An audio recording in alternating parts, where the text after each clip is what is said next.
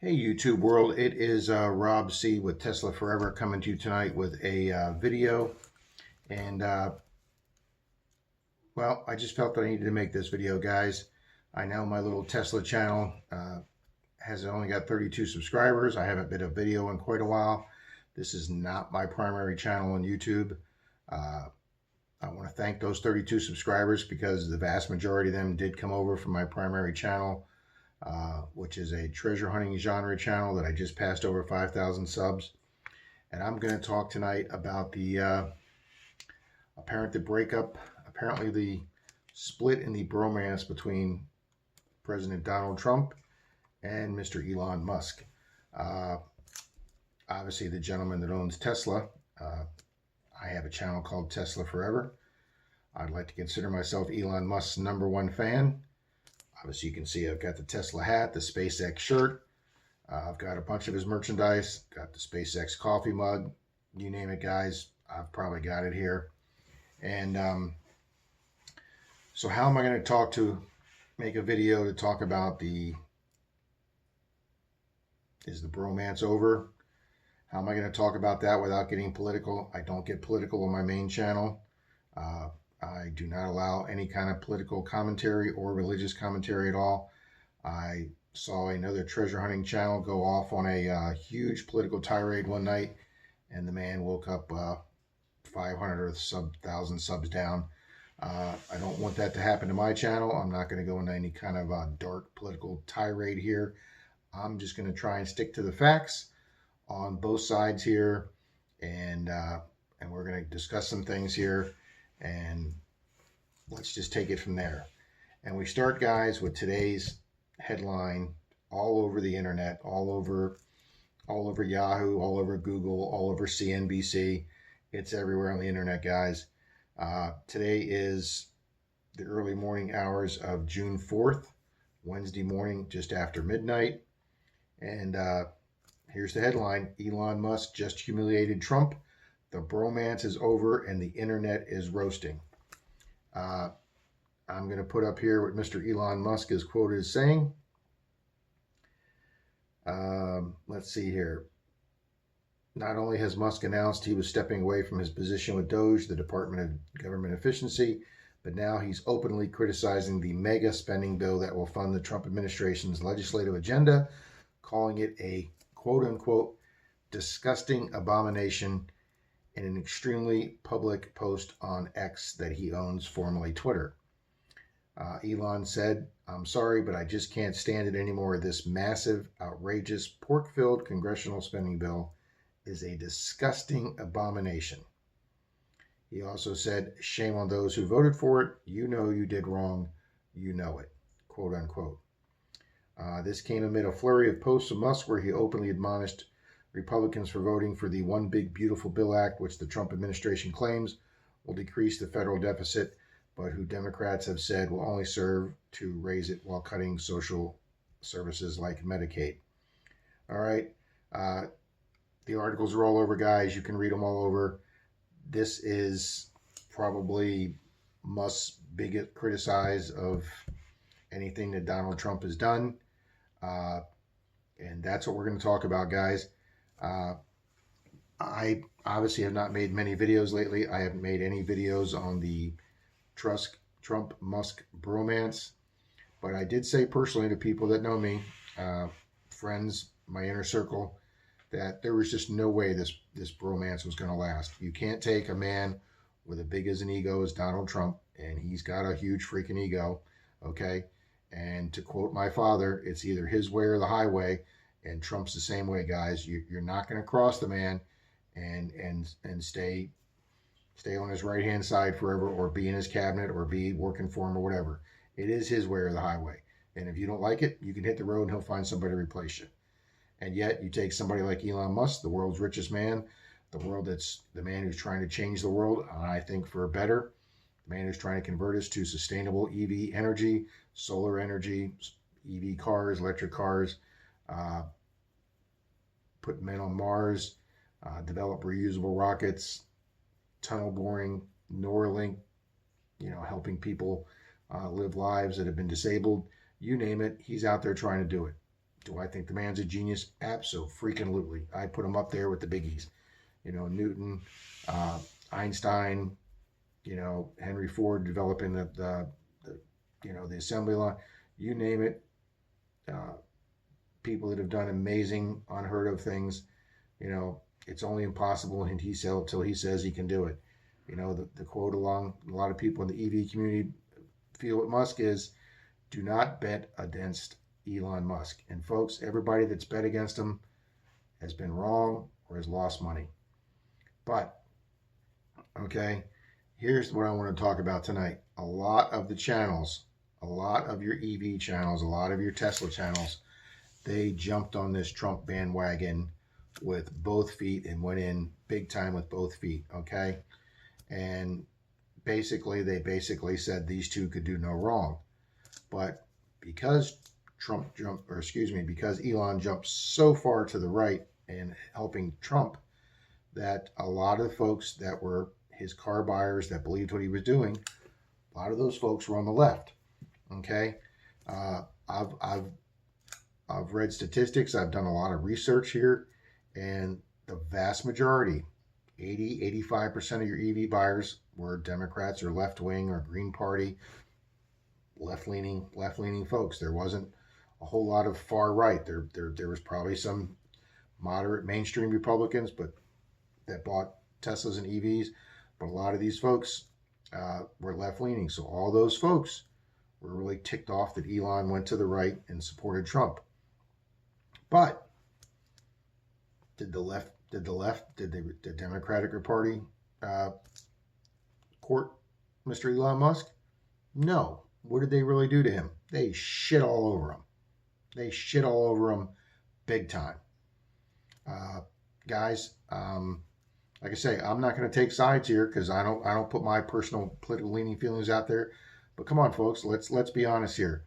The Democrats just crapped all over him. Okay, when President Biden holds a conference of EV manufacturers and he invites General Motors, Ford, Volkswagen, Mercedes-Benz, all to the White House for an EV conference, and you leave out the man who owns the company of the biggest EV company in the world, Elon Musk, and you leave him out, it's a disgrace. Okay? When you go to a General Motors plant, you stand next to General Motors CEO Mary Barra, and you tell her that she's leading the EV race, and Mary, you're making a difference, and your EVs are changing the world, when they don't make a hundredth of the EVs that Tesla makes, and they didn't have their own charging ports, where Elon Musk built a whole countryside, a whole world of superchargers that run at 99.96%, 99.96% efficiency, and then the entire EV world comes over to support his ports because they were better. Ford jumped on the bandwagon, and then after Ford did it, it was all over. Basically every manufacturer is coming to his port now, and they're either designing their cars with the same charging port that Tesla has, or they're building adapters to fit their cars to it because, one, his charging less expensive, way more. I saw a statistic the other day that the nearest EVgo is one of the big charging companies. Their chargers are up 47 or 43% of the time compared to Tesla's superchargers at 99.96. All right, it's not even comparable.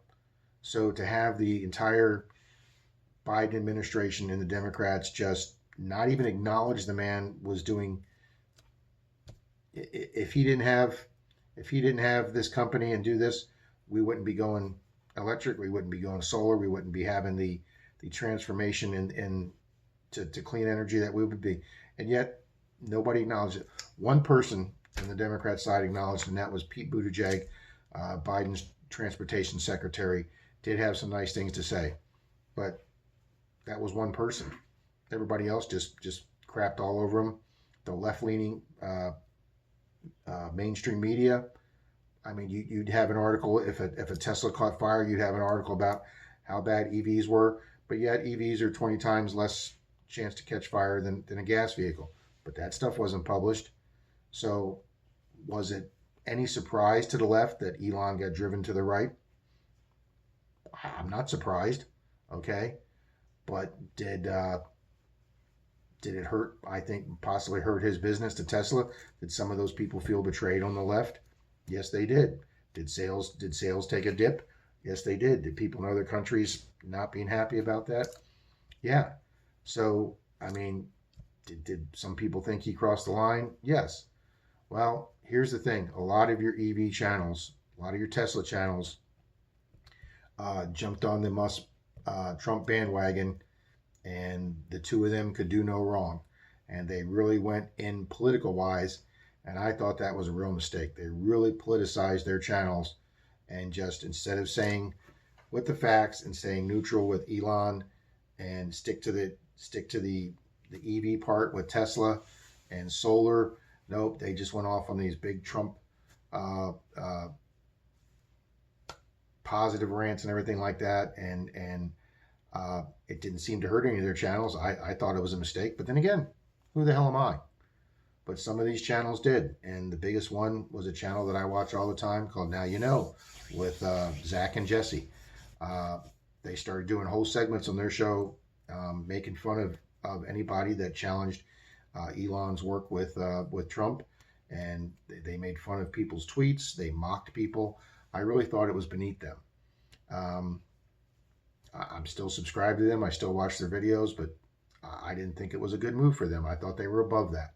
Okay, I've never really wanted to criticize them because I've done a video clip that I was hoping to get featured on their channel. I don't really care now. But I do want to praise two channels that I thought stayed pretty neutral during this whole thing, and that is Best in Tesla, Lars Stan Rider, and the Electric Viking. Those are the two channels. Those two gentlemen, I thought, did a great job of staying neutral and just reporting the facts. And if it was something positive that Elon and Trump did, they tried to report it positively. If it was something that they didn't think was good for EVs or electric, then they reported on that.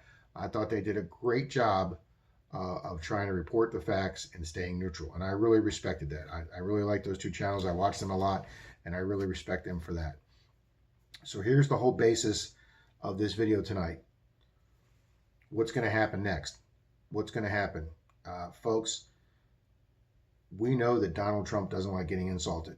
I'm not being political. I'm just stating a fact, guys. The man does not like being insulted. He does not like being called names. Elon's not calling him any names right now, but, I mean, he has basically said that Congress is making America bankrupt. The spending bill will massively increase the already gigantic budget deficit to $2.5 trillion and burden American citizens with crushingly unsustainable debt. Whether you thought Elon was doing a great job with Doge or not, he was trying to save the government money, and he was trying to lower the budget deficit, and he was trying to lower the federal, our country's deficit. You got to give the man credit for trying to do that. So now he thinks that this bill is going to basically sabotage a lot of the work he's done in the last 130 days. Of course, obviously, Democrats are jumping on Elon's comments, saying, see, even Elon realizes this bill's out of control.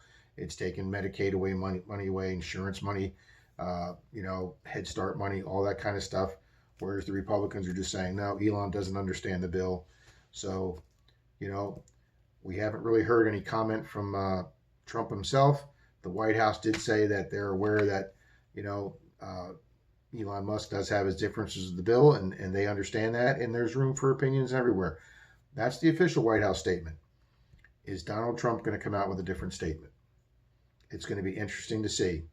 And if he does come out with a statement and he does criticize Elon Musk, or he says some negative things about him and Tesla now, how are all these EV channels going to handle that? How are all these Tesla channels, how are all these solar channels going to handle that?